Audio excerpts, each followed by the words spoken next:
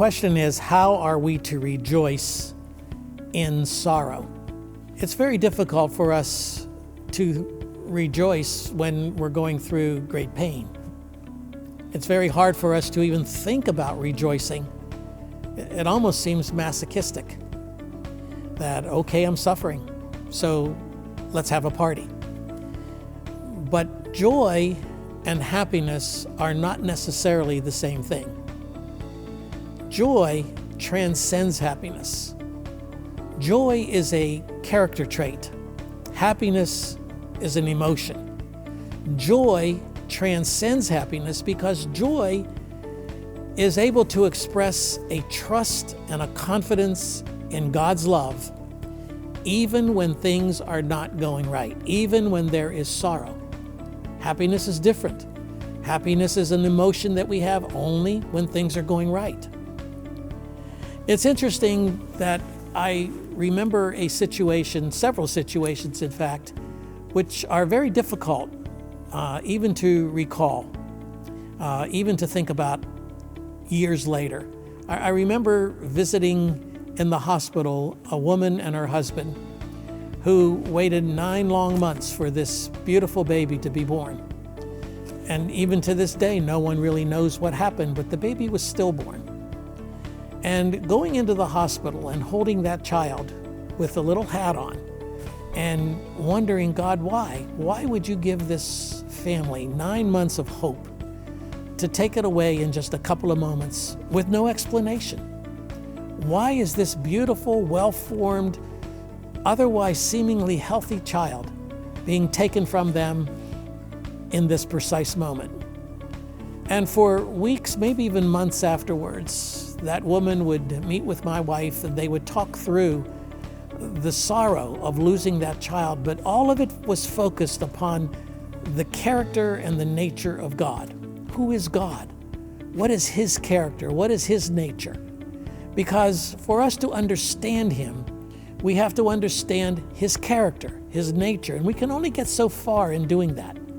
Because the closer we get to understanding the character and nature of God, the more we realize how little we know. That's why when Peter, who already had been told by Jesus that he would be crucified, that his death was foretold, this is how you're going to die, Peter.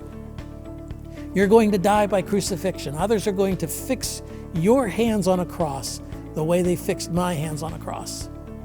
And so Peter, as he comes toward the end of his life, he says in chapter 4 of his epistle, he says to the Christians, many of whom were about to be crucified, many of whom were watching their children being taken from them in unspeakable sorts of ways, children being covered with lamb skins soaked in blood and thrown into dens where hungry wolves and bears and lions would come and devour them as their parents watched, as their parents had to listen to this.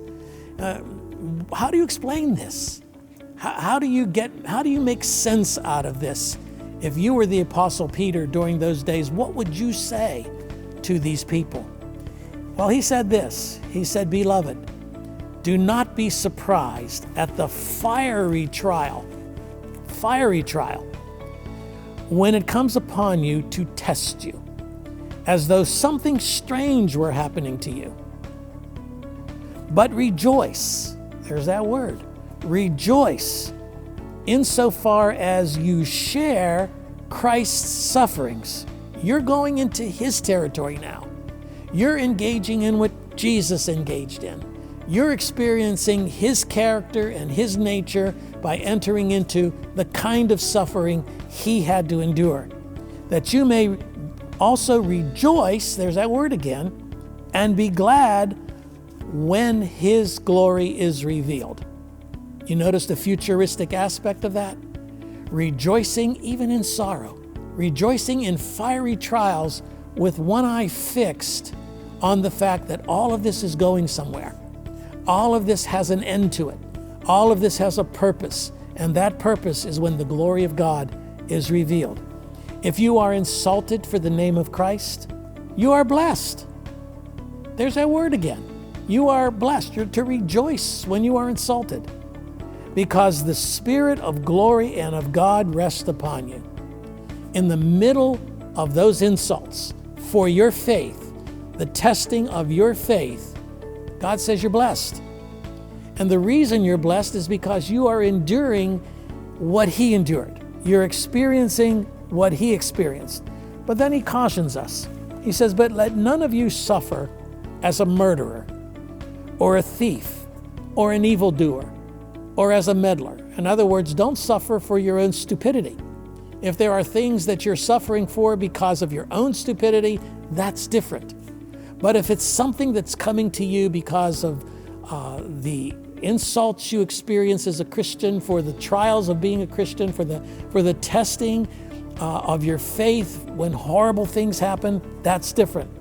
And then he says, yet if anyone suffers as a Christian, let him not be ashamed, but let him glorify God in that name. For it is time for judgment to begin at the household of God. And if it begins with us, what will be the outcome of those who do not obey the gospel of God? In other words, friends, what he's saying to us here is there are two ways in which we can suffer. We can suffer because of mistakes that we make, decisions that we make, rebellion that is in our hearts, or we can suffer because things have been filtered through God's sovereign hand to us for a purpose, to experience what Jesus experienced. So how do we rejoice? We rejoice in knowing that whatever we're going through has that ultimate purpose in Christ. We are trusting in Him when the lights go out. My wife wrote a book called Treasures in Darkness. I remember as she wrote that book, how oftentimes she wondered why. Why is this book being written? Why? What is God trying to say to me? It became very frustrating to her to actually re-enter the darkness of her own life and to write that travelogue that is the book, Treasures in Darkness. And now today we hear of many, many people all over the country who have been blessed by that book, who have been challenged by that book, because in her own grief, in her own brokenness, in her own dark places, God was preparing for others an opportunity to experience hope. There are treasures to be had in the darkness. There are treasures to be had when it's even difficult for us to rejoice. I hope that you can experience those very treasures in darkness.